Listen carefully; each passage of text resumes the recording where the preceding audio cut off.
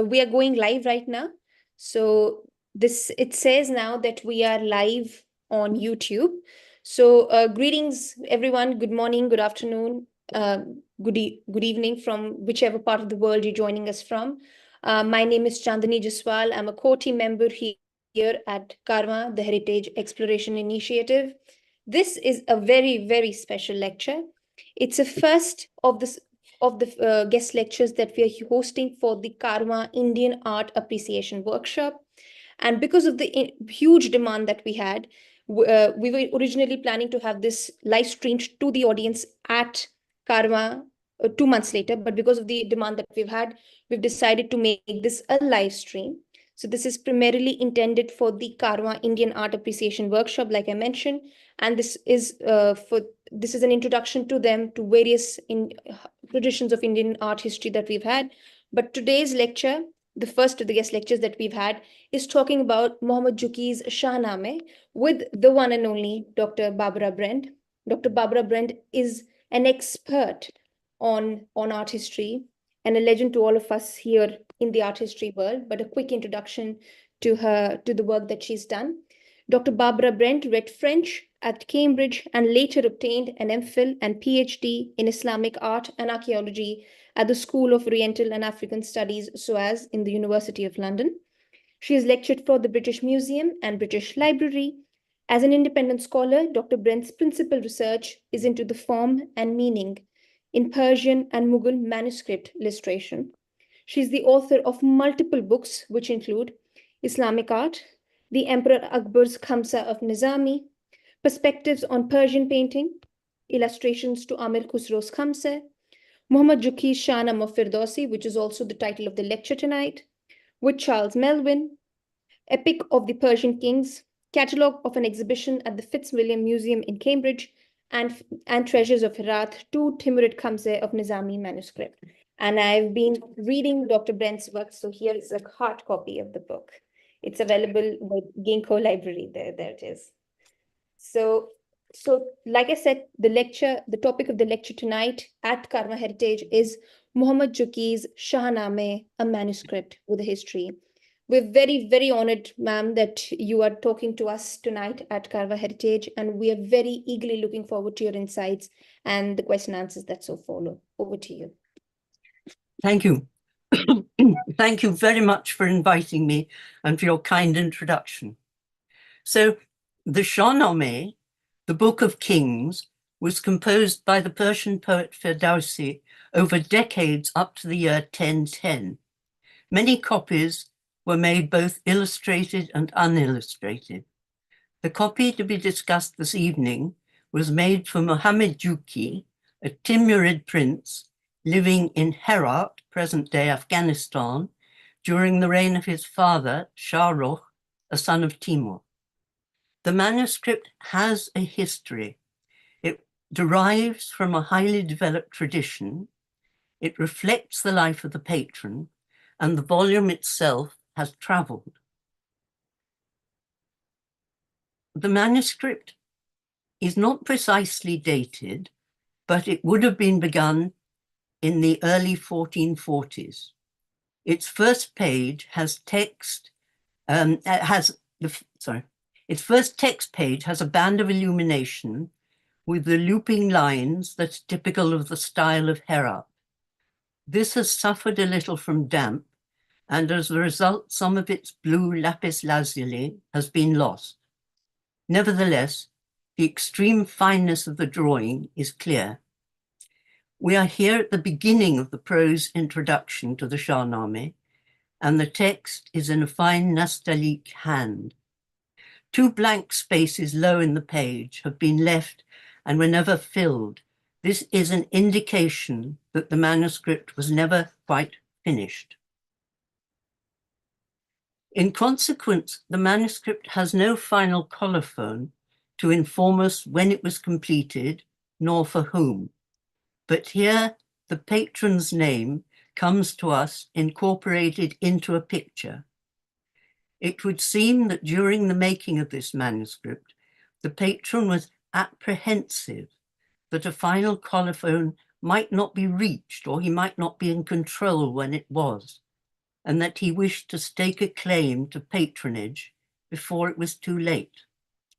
The subject of this picture is the Iranian hero Rustam's killing of the Iranian prince Isfandiar. Why they're having a quarrel we'll do without. He's being killed in the only possible way, which is with a double-headed arrow of tamarisk wood.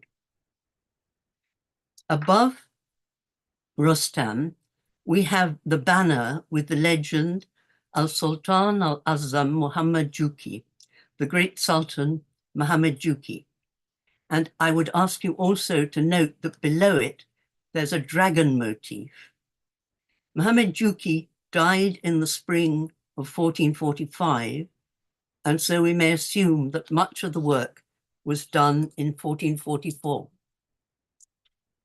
Muhammad Juki's name had in fact been introduced at an earlier moment in the narrative, 2 subjects earlier, when this same Isfandiar is seen in the enemy land of Turan at the castle of Arjas, where he's gone to rescue his sisters.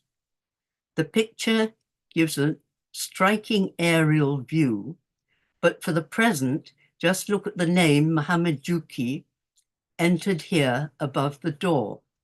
It's in tile work, and it's accompanied by the epithet Bahadur, meaning warrior. Perhaps it was felt that this depiction of the name was not sufficiently clear to read, and that for that reason it was repeated in the banner we've just seen.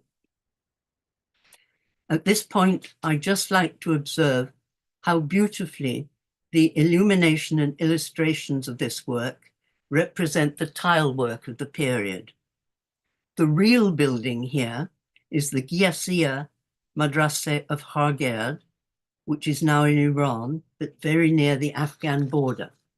It is also of 1444, so just of our moment.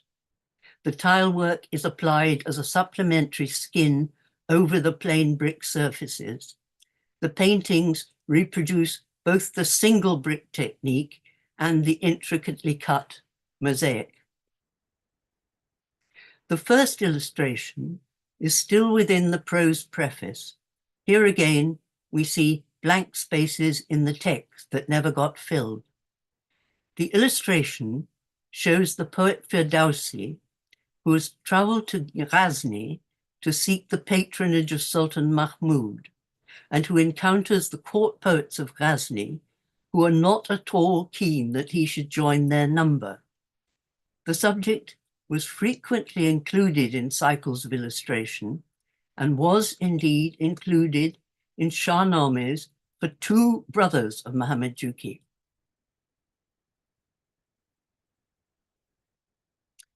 The first for Ibrahim Sultan, which is assumed to have been illustrated in 1430, and the next one is for Baysunghur, which we know is of 1430. It seems very probable that the painter for Muhammad Juki was able to refer to both of these, taking the approximate arrangement of the figures and the wafting willow from the first, but the figure scale and character of the landscape and the 2 young attendants from the second. The great patrons owned libraries and employed artists to make their manuscripts. We usually don't know very precisely which manuscripts were available for artists to copy, but we do know that lines of tradition were very strong. Here we have a picture early in the narrative, relatively early in the narrative, and we can see the great skill of the artists. Here we have the young Rustam, who has heard a noise in the night, has left his bed and quelled a mad elephant. There is an impression of movement, in part from the child's posture, but in part from the very small rocky extension into the right margin, which is equivalent to the scuffle marks that we sometimes see in strip cartoons. And there is portrayal of character as the infant Rustam stumps back to bed, showing that he will one day grow up to be a very determined hero. Taken together, these two features have a slightly humorous effect. We see the same in this picture, in which a gleeful demon is about to throw the adult Rustam, who is sleeping serenely, into a sea of dangerous monsters. Here, the pinnacle of rock on the right is an image of the height from which he will fall, and also indicates the splash that he will make. There are some scenes that are at a borderline between myth and credibility, such as that in which the young Prince Siyavush demonstrates that he is not guilty of the rape of his stepmother by undergoing an ordeal by fire. This is a subject that was frequently included in manuscripts, so the main lines of the composition are a given. But here, a particularly intense focus is created for the figures by the frames that surround them, the flames that lap round Siyavush, and the windows that enclose his watching father and mother. There are many pictures of warfare of one sort and another. As here, they usually concentrate on the exploits of individuals. In this picture, Farud, the son of Siyavush, born in exile, shoots Zaras, one of the Iranian army who, against advice, have come close to his castle. The prince's posture, with raised elbow, show that he has loosed his arrow. The horse is plodding uphill with its burden of rider and armor. The rider is collapsing away from the horse. That subject focuses on the individual, but this one, which is further on in the text, shows us the whole army of Iran attacking a fortress of Turan. Though it may seem in a distant world from that which we know, it would be much closer to a realistic picture for the patron. There is a credibly fortified city, and the technicalities of war, such as the mangonel, the throwing instrument, and the use of burning naphtha to undermine the wall. At this point, I would like to tell you a little more about Muhammad Juki. He was born in 1402, the fifth son of Shah Rukh. In his early life, he was gradually introduced to ceremonial visits within the family and to warfare. The illustrations for him include quite a number of scenes of a bow shot, and we learn that he was skillful himself in archery. This account comes to us from the historian Samarkandi, who died in 1482, so about 40 years after Muhammad Juki himself. The account falls into two very distinct parts, and I should like to read you the first and celebratory half. I should say the Hakan is a ceremonial title for Shah Rukh, Muhammad Juki's father. So it's in very high-flown style. The prince was of noble metal, the youngest son of His Majesty the Hakan, and the fire of bravery and the illumination of excellence were manifest on his brow. From his earliest youth, and as he grew, the signs of victory and command had entered his soul, borne by the breeze from the gardens of the north winds of virtue. The eye of rule beheld the light of fortunate government springing in his visage. When, like a new moon, he rose from the rank of infancy and came by degrees to attain the height of full manhood, the splendor of his valor and the shaft of his understanding sped like a brilliant ray of sunlight over all the 7 regions of the world. The visitation of his arrow drew blood from the eye of the lion of the heavens, and the edge of his avenging sword scored envy on the heart of Mars. So what I'm trying to suggest is that in the choice of subjects to illustrate the manuscript, we see a reflection of the things that the patron is good at or interested in. Already at a quite early moment in the manuscript, we have this picture. Rustam, the hero, is seeking his stolen horse. He is obliged to find lodging for the night at an out-of-the-way castle. In the night, he is approached by the daughter of the lord of the castle, who wishes to buy his child. I beg your pardon, bear his child.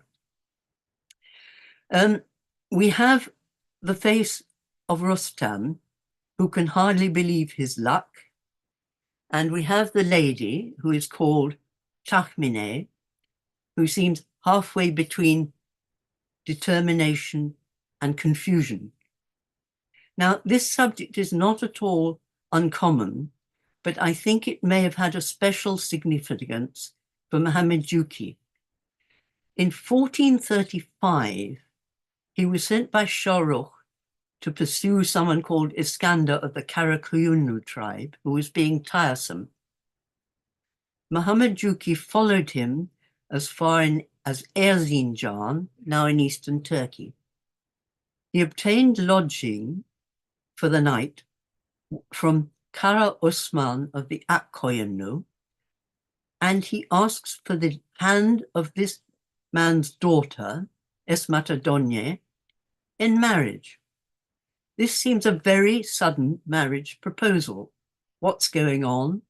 Why? Had Muhammad Juki caught sight of Ismat? Was the motive romantic or political or both? The historical fact may not have been a precise match for Rustam's story, but it seems to me very likely that for the patron and his peers, the parallel would leap to mind. The lady appears to have been characterful, since her ex libris is found in a Hamza of Nizami, copied in the year after Muhammad Juki's death.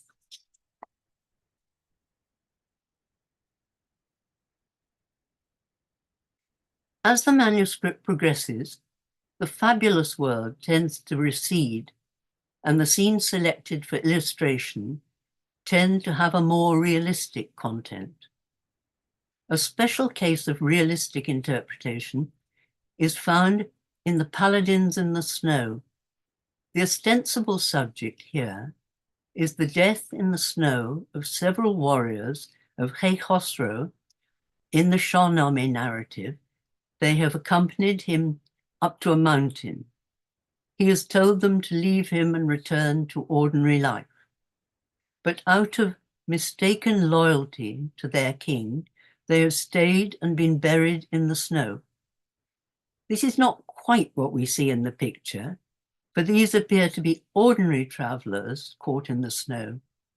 This picture may not match a known episode in Muhammad Juki's life, but is something that he might very well have seen. Beyond it, there is a part of a meditation on endurance and maybe on loyalty, and whether that can be misguided. It also shows the breadth of expressivity of the painter, ranging from an educated reference to Chinese painting to an evocation of the physical sensation as one man presses himself to a horse for warmth. From an early stage in the manuscript, we can, I think, see an understanding between Muhammad and his painters that the feeling that the picture does more than simply supporting or illustrating the narrative. Here, an image of the infant Rustam has been brought to his grandfather Sam to admire.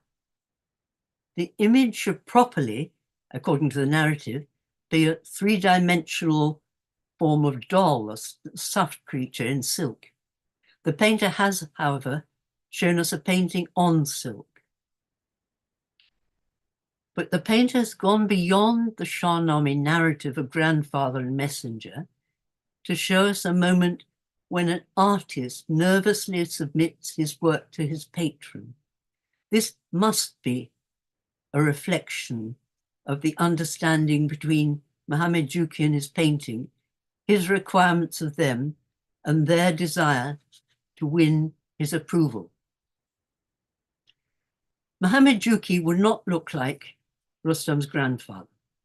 However, the idea of portraiture is, I think, entertained by Muhammad Juki and his painters in a form that I call proxy portrait, where the patron appears in the guise of one or another hero in the narrative. In this picture, Goshtasp plays polo before the Emperor of Roum.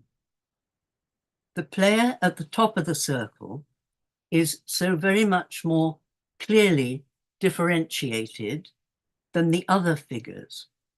And furthermore, he is wearing the golden emblem that we saw below the name of Juki in the first picture. Also, he appears to me to have some family resemblance to a figure that I take to be a proxy portrait of his father.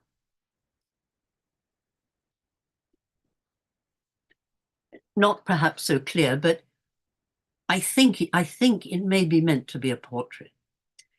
At this point, I should like to read you the second and darker part of the account of Muhammad Juki by Samarkandi. The prince was always in the service of His Majesty the Hakan, ever willing to perform any duty for His Majesty. His Majesty regarded him with complete favor that was his due. However, the great lady, Gauhar Shad, who was his mother, would not countenance the natural disposition of His Highness, and she made every effort to show him in a bad light and would draw no veil over his errors. Mirza Ala Adawa and Mirza Abdul Latif, who were sons of the prince's brothers, had full access to the councils of state and to material benefits. The prince, with regard to the High Council, had absolutely and rigorously no access. Of the ease of acting with assurance and the involvement in state affairs, he was able to exercise not a whit. At last, misery and frustration overcame the prince. His sense of injury, or eternal destiny, brought it about that his constitution was undermined and his health deteriorated. Sickness took hold and he became very weak.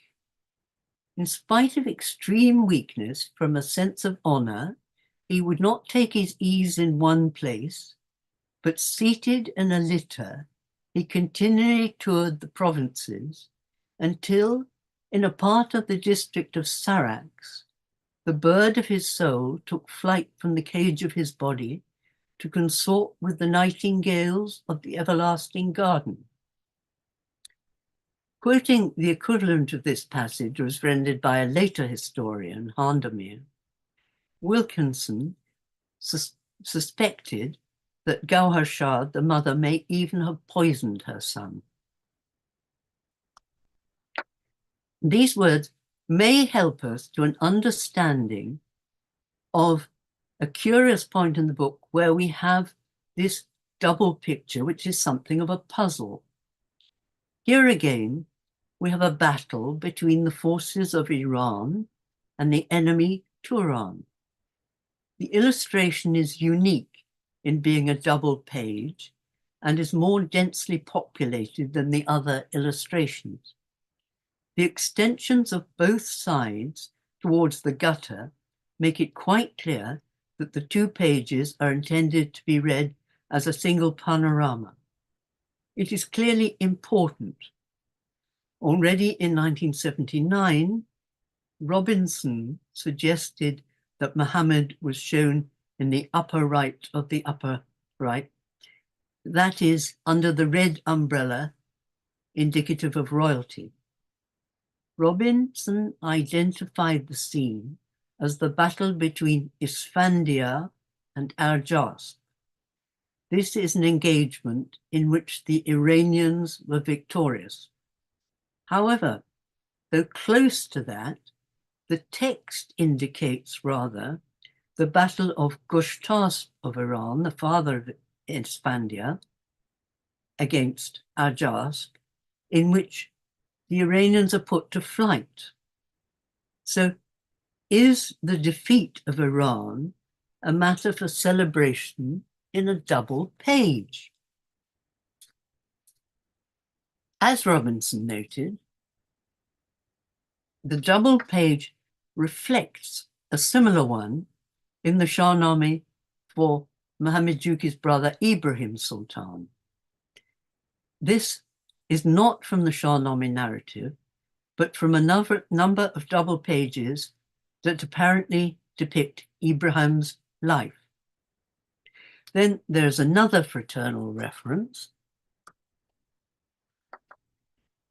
The Shahnamah for the other patron brother, Baysunghur, opens with a double page hunting frontispiece. It is mainly from this that the royal figure of Muhammad Juki on the Muhammad Juki page is derived, so far at least as the horse is concerned. So what are we to make of this double page in our manuscript? Either a victory for Turan, the enemy, was selected by accident, an incident among several of hurry and confusion in the latter part of the manuscript, or possibly the choice was deliberate and a reference is made not to Muhammad Juki, but is a coded criticism of his father, Shah Rukh, just as Goshtasp is the father of Isfandia. In the Shahnamah narrative, Goshtasp is advised to recoup his defeat by releasing his son from prison. Can it be that Muhammad Juki is pondering the exclusion that he is experiencing from the councils of state, and that the figure in the upper right is Shah Rukh? I think we do need to understand the cycles of illustrations of some great manuscripts as reflecting the preoccupations of their patrons. Here, for example, in the Shahnamah for Baysunghur is a scene of the enthronement of Lohras. The cycle in Baysunghur's Shahnamah is composed almost to 1/3 of enthronement scenes. Evidently, Baysunghur dreamed of succeeding Shah Rukh, though in fact he drank himself to death 3 years after the manuscript was copied. By contrast, Muhammad Juki's manuscript has numerous references, of which these are details, to doomed princes.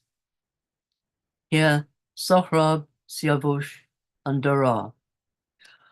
I do not mean to say that Muhammad Juki wished for such an outcome for himself, but rather that he felt the need to explore the topic by way of pictures. A prince who is not doomed, who is indeed able to escape, is Kobad. This subject is found near the end of the cycle, and since it is rarely included, it is probably significant. Qubad's story is complex, but the essential is that his escape is engineered by an exceptionally faithful supporter who acknowledges Qubad as just and not deserving imprisonment. This surely expresses Muhammad Juki's wish for some sort of deliverance for whatever is threatening him. However that may be, he dies in 1445 when the illustration of the manuscript is not quite complete. Some 60 or more years later, the Shahnameh passes into the hands of a descendant of another line of Timurids, Babur. It was Babur, as you well know, who established the Mughal dynasty in northern India in 1526, but his career began in Central Asia. Babur's seal is seen slightly trimmed in the upper left of this folio at the beginning of the manuscript, and in full roundness at the foot of the last page. The seal is dated to 1500 or 51, at the time when Babur was making his second conquest of Samarkand, though it was probably applied to the manuscript sometime later. Babur died in 1530. Also present are the seals of his son and successor, Humayun, from the mid-16th century, and of Jahangir of the early 17th, of Shah Jahan of 1628, and of Aurangzeb, who follows him. The note in the center is in the hand of Shah Jahan, who takes possession of the manuscript when he comes to power in 1628. On the last folio, Jahangir's seal is the same as that on the first page, but Shah Jahan's is later. Now, another page of notes was opened up fairly recently, and it has a mass of writing, which I have to say is a very great deal more complicated than I can read, but it has been deciphered, transcribed, and interpreted by the late great scholar of Persian, A.H. Morton. These notes show the manuscript was at various times in the custodianship of courtiers and persons who from their names are identifiable as palace eunuchs. The notes are not all dated, but the earliest appears to be of 1588, while late ones come from the reign of either Ahmad Shah or Alamgir II, which are the 1740s and 50s. Returning to the pictures, I should like to leave those dates hanging and turn to the Mughal completions.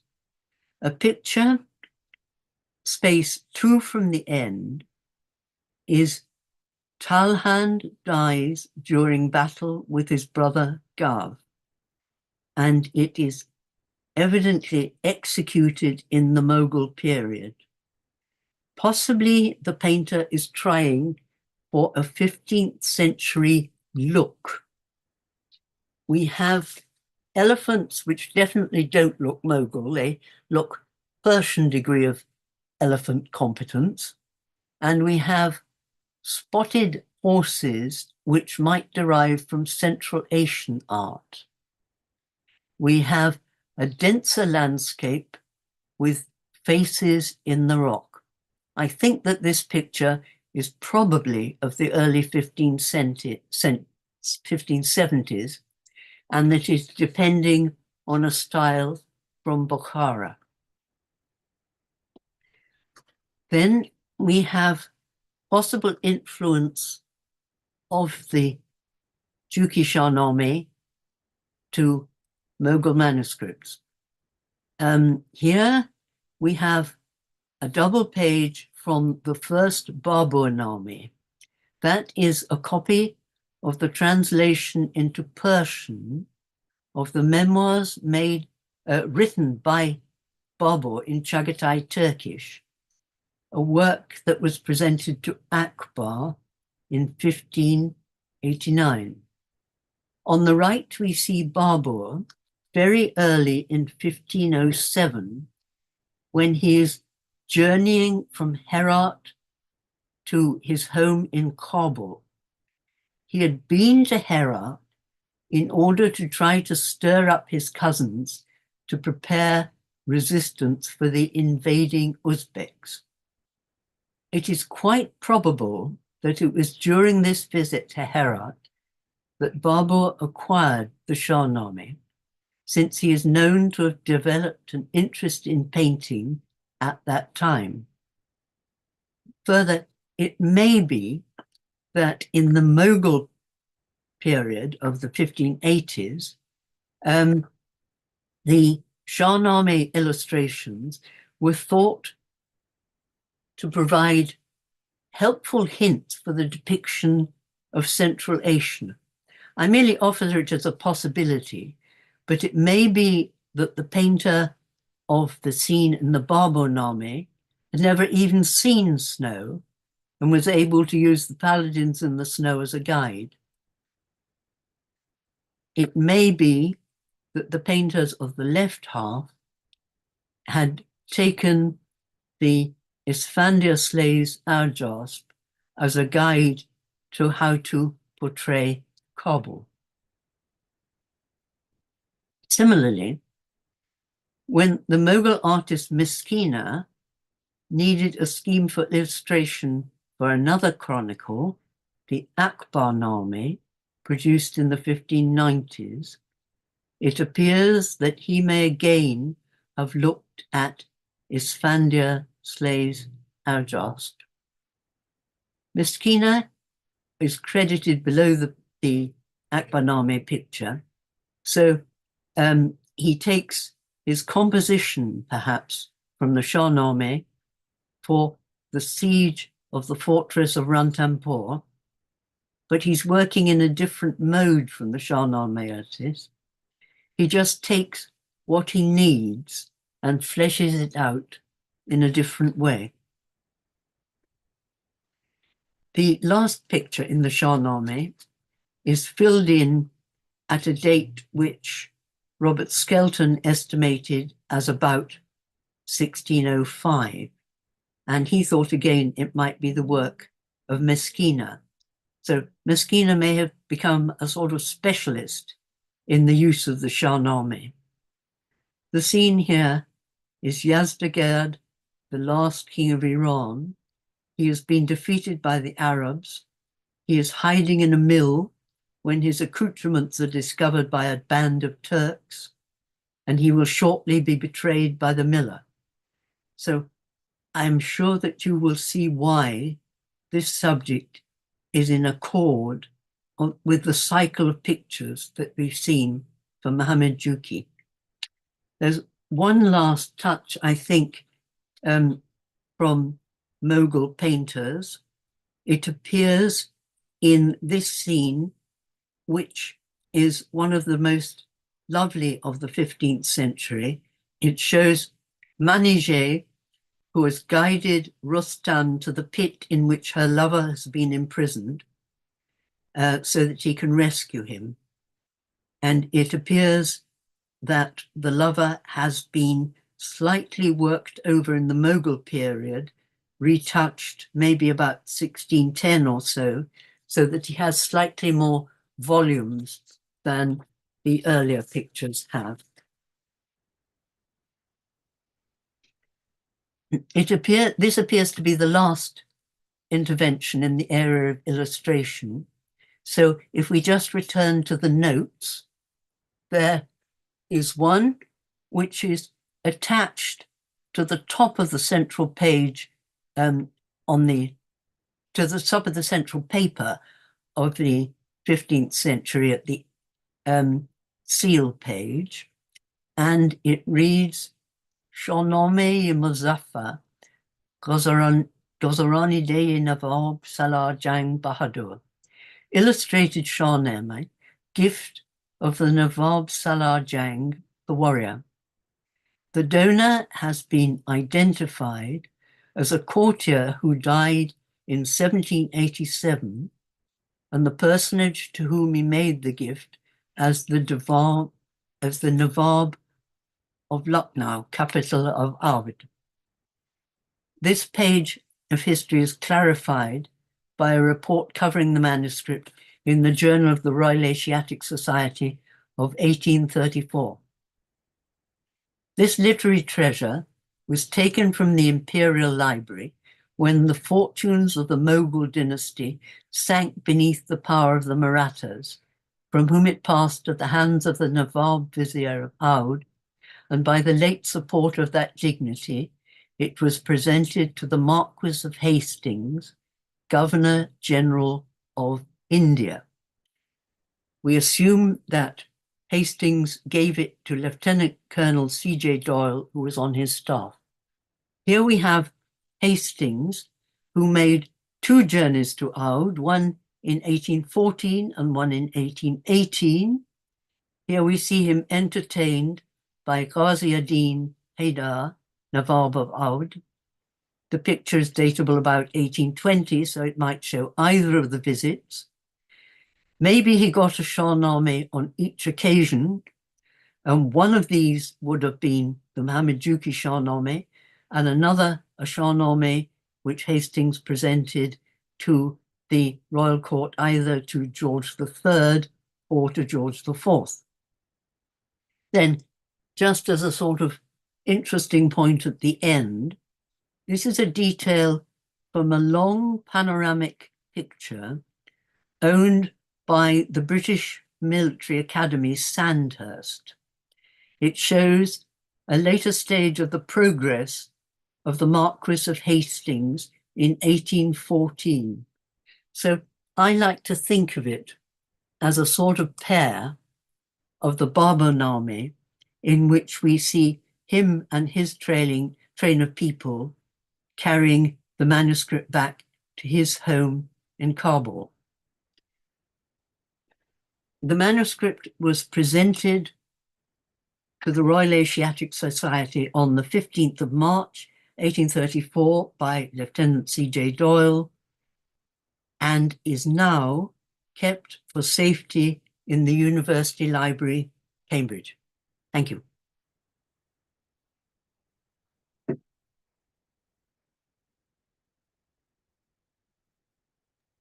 Thank you. Thank you very much, Dr. Brent, for this very, very fascinating lecture on an aspect of history that one often doesn't talk about in the subcontinent, that is the Timurid art history, and especially Muhammad Juki's Shahnameh.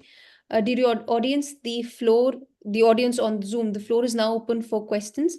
You may put your questions directly in the chat box, or ask your questions to ma'am via the raise hand feature that you have. For the audience on YouTube, you may put your questions in the live stream and those will be read out to ma'am as and when. Ma'am, if you could please put your screen down so you would be able to see us again. Mm-hmm.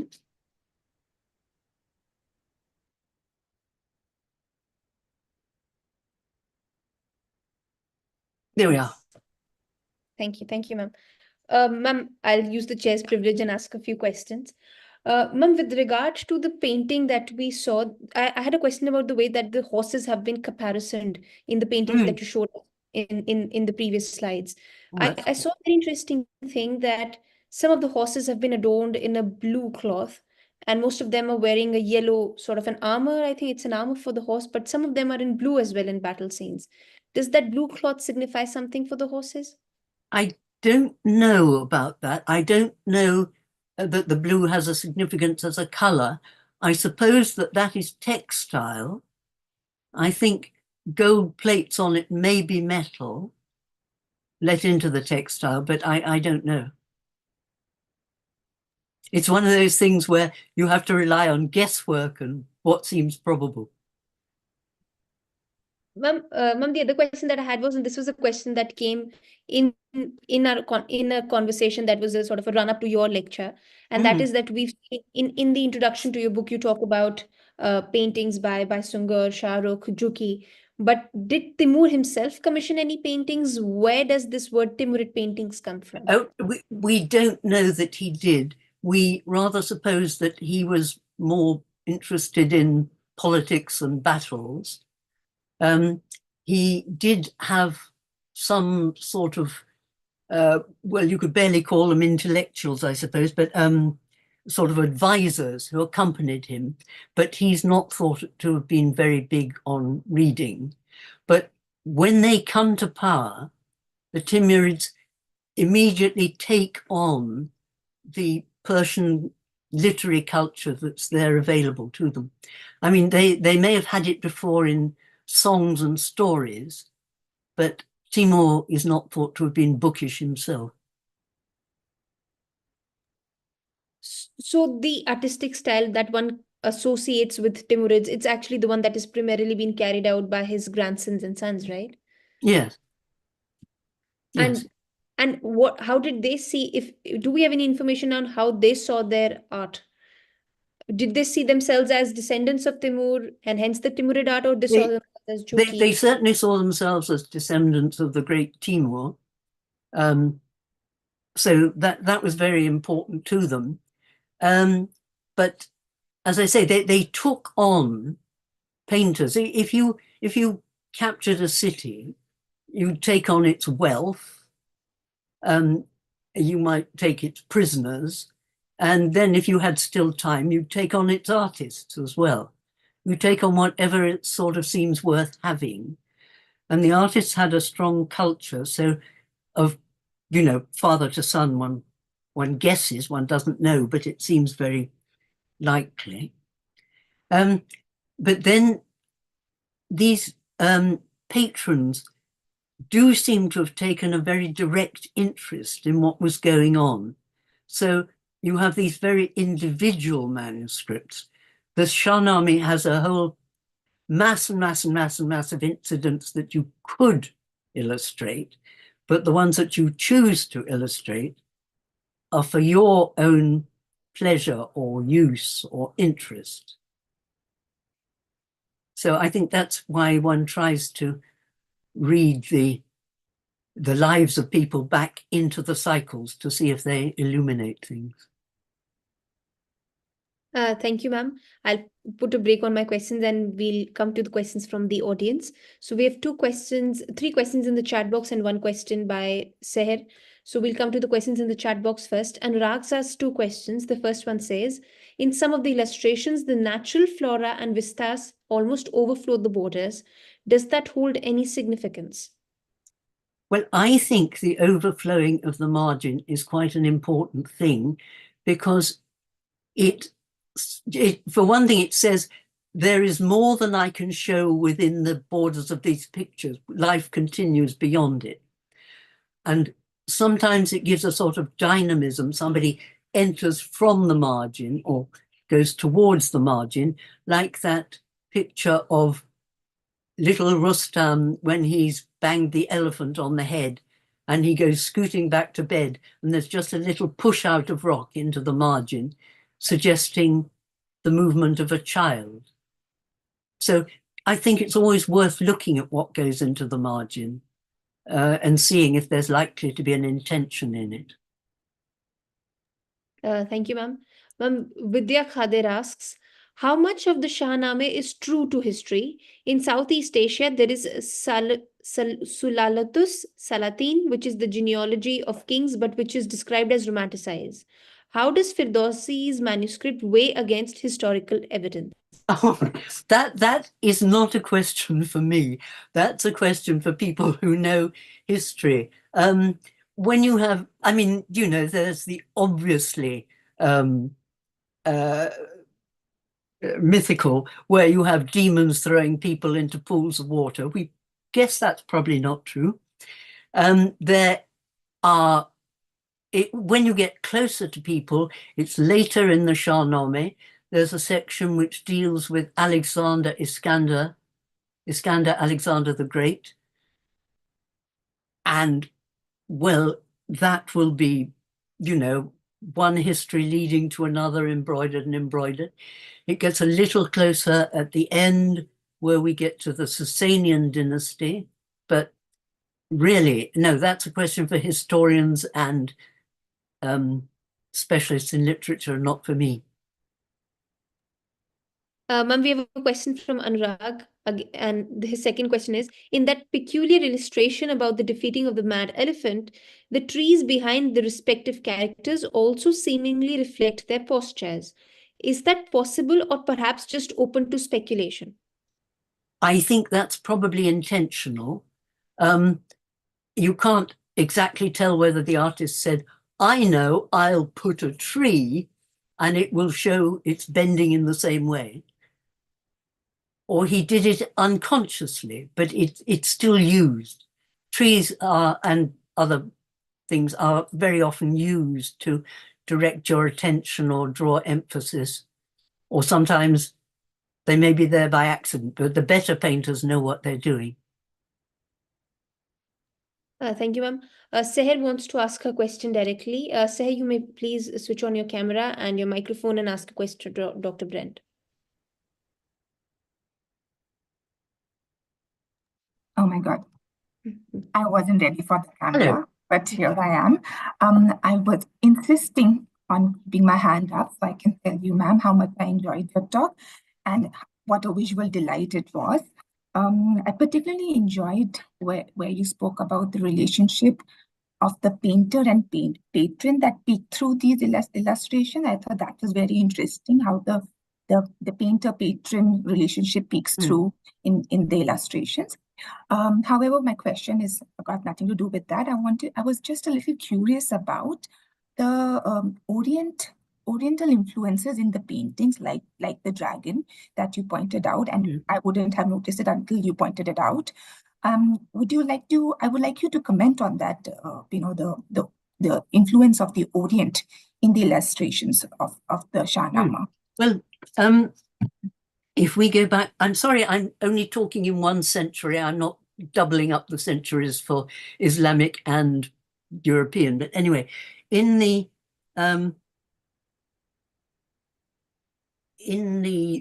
14th century, the Mongols invaded Iran. And for a period, there was Mongol rule extending right back to China. So there was very good trade and things like paintings perhaps, but perhaps mostly textiles with pictures of dragons and such like would be coming across.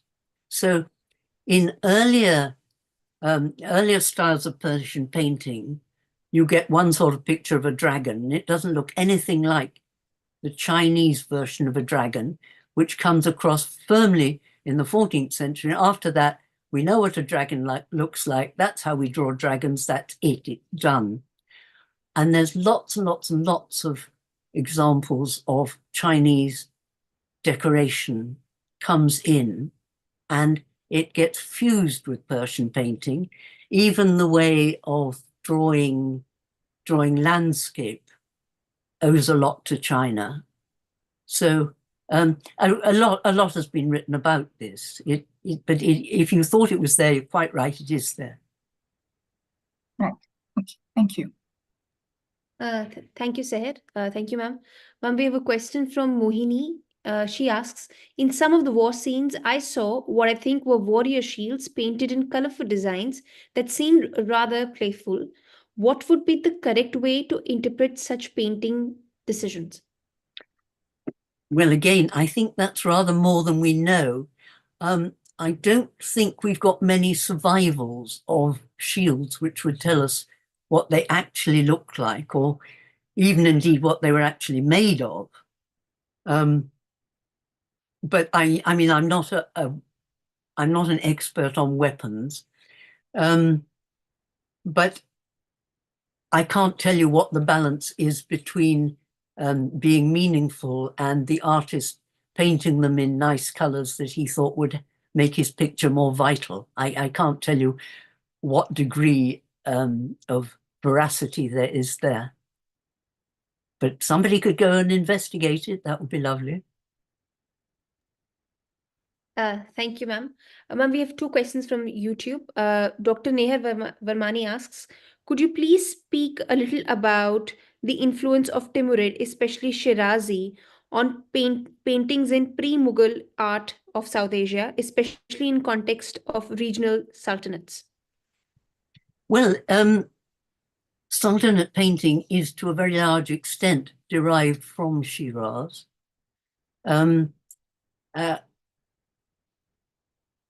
Again, people have done studies on this. Somebody called Emily Shovelton's done quite a bit on this recently. It, to some extent, fuses with artistic traditions that were already in India. You can see some marks of Jain painting, but the dominant thing is Sultanate, and it transfers probably sort of by routes of trade into India. And one sometimes can't very well tell if something is from Shiraz or from India, but things that show it is Sultanate are often features of architecture, which tend to anchor things to locations, whereas pictures of people and people killing each other on horses could be from anywhere. But yeah, I mean, it's quite true that that is the source. Thank you, ma'am. Ma'am, the next question is from Saloni Doshi, and she asks, how many Shahnameh were made during the Timurid period? Absolutely no idea. Three very famous ones, but there will be lots of others. And there will be some that have been lost, some that have not yet come out of libraries, perhaps. But there was a lower level. I mean, these are the great famous royal ones, probably not so many more of those to be found, but at a lower level, they were produced actually often in Shiraz for somebody of, one guesses perhaps a sort of merchant level, where they had enough money to spend on books, but not to own their own workshop of dedicated artists. And what number of manuscripts were made in those, I think we don't know. Somebody did a thesis once of all the Shahnameh numbers they could find, but I can't remember exactly what it was. I'm sorry. Thank you, ma'am. The next question is from Anujag, and she says, in the list of emperors who have placed their stamp on the manuscript, I thought I didn't hear Akbar's name. Did I miss it, or did the manuscript actually skip Akbar's name? Well, I think Akbar doesn't put a seal in it. There's a bit of a dispute about that. The last thing I showed was the note from a librarian on top of Doyle's piece, on top of Doyle's signature, and that says that Akbar's name is in it. But I think rather that the name of Humayun comes in twice in seals. So no, I think she's quite right. There's no actual acknowledgement of his having had it, but it does seem to have been useful to painters in his time. And the first note, as read by Morton, is of 1588, but not regarding Akbar, regarding somebody else holding it. It seems the manuscripts must have sort of gone out. I don't know if it sort of add up to a library loan, but they seem to have spent time outside the Royal Library and then coming back into it, but sort of always in royal possession, but somebody just holding it for the time being. Maybe they just wanted to look at it. So quite right, Akbar, I think, is not named in it as such. Thank you, ma'am. We have a couple of questions, ma'am, and I realize we are at almost at the top of the hour. With your permission, could we extend it by 5 minutes, or I could email those questions? Oh, you can have 5 minutes. Yes, yes. Great. As far as I'm concerned. Yes. Actually, questions keep rolling in, but I realize that we'd only reserved an hour of your time. So I'll quickly ask those questions, ma'am.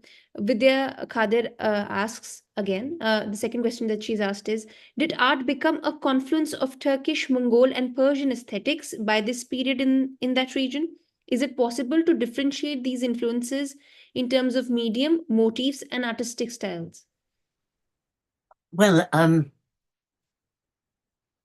I think one can sort of build up opinions. I don't think there's a sort of, there's the Persian trend. I mean, if you go the whole history, there is, well, I suppose a classical Byzantine Arab Persian tale going on already. There are Turkish motifs, I suppose, and patterns, and then the other things. But it's certainly possible to look for these things and debate them, but it's not something that I can produce in a neat form for you. When this style of painting, Timurid, gets to India, one can see it mixing with influences from the Hindu world and later a bit from Europe. So one can see fusions there. But anyway, I mean, they're all good subjects for PhDs, if that's what you're looking for. Thank you, ma'am. Mohini has asked a question. She says, would anyone with resources be able to commission a Shahnameh equivalent? Rather, being able to commission a Shahnameh as a non-royal, would it be seen as close to royalty by association by the non-royals? Yes, it would be a sort of prestigious thing to do. You would have to be pretty rich, I suppose. I mean, depending, if you didn't have all that much money, you'd go to someone who was churning them out in Shiraz. You would have to be a bit careful about using an artist who'd been used at the royal court. You wouldn't want to be seen poaching. But, you would lay out as much as you thought. That blue that we saw right at the beginning, lapis lazuli, is a costly pigment. So if we're working at a lower level, we may have to make do with a cheaper pigment. And we'll have rather fewer pictures. I'm not going to order so many pictures as he did. I'm going to make do with just a few, and not too much gold sky. As I say, it's possible, but there's not an absolute, so far as one knows, an absolute ban on using the artists that the royal people have used. But I wouldn't venture it myself. I think it would be a bit dangerous. Thank you, ma'am.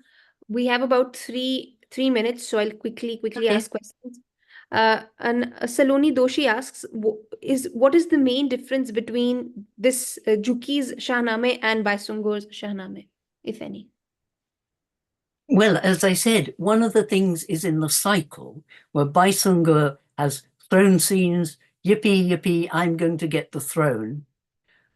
And Muhammad Juki has, and there's another doomed prince, and there's another doomed prince, and there's somebody who dies in battle with his brother, and there's somebody who's betrayed. Oh, and look, there's somebody who escaped.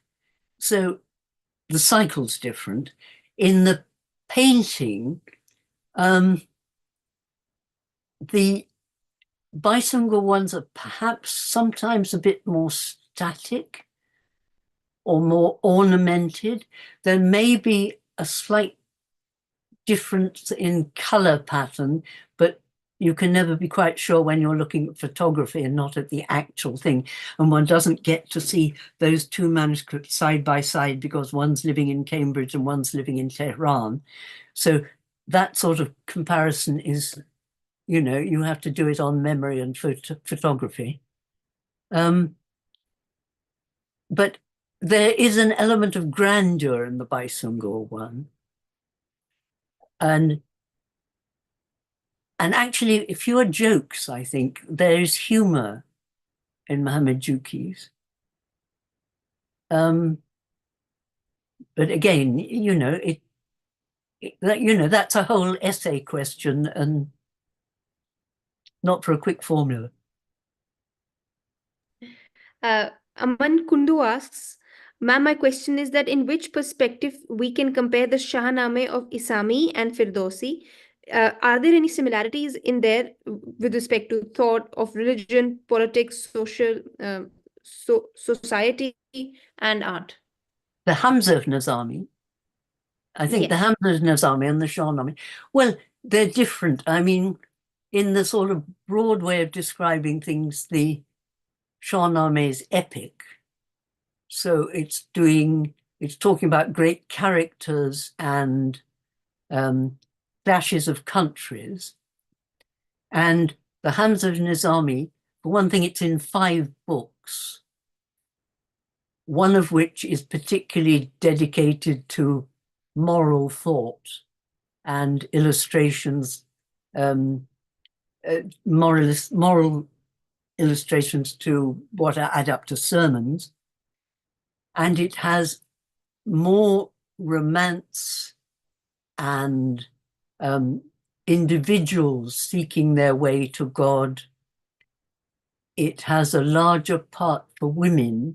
So it's a form of writing which would tend to be described in broadest terms as romance as opposed to epic. But I mean, again, this is a literary question rather than an art historical one. Thank you, ma'am. We do have questions flowing in. So I know that we've already taken a lot of your time. So if you allow, I'll email those questions to you. A couple of questions have again flowed in. And Okay. we can get back via email because I realize we've taken a lot of your time. That would be So I hope fine. that I'll do what I right. can for you.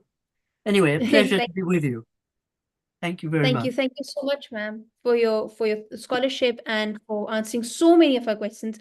Dear audience, I apologize, but we will have to end it here. We've already extended it. So please put your questions in the chat box or get in touch via the live stream and your email address. I'll email those questions to Dr. Brand and we'll get back to you with replies. Thank you once again, everybody, for joining in, and especially thank you, Dr. Barbara Brandt, for taking out time for us and for gracing us with your presence and your Thank scholarship. you. Thank you very much. Thank you.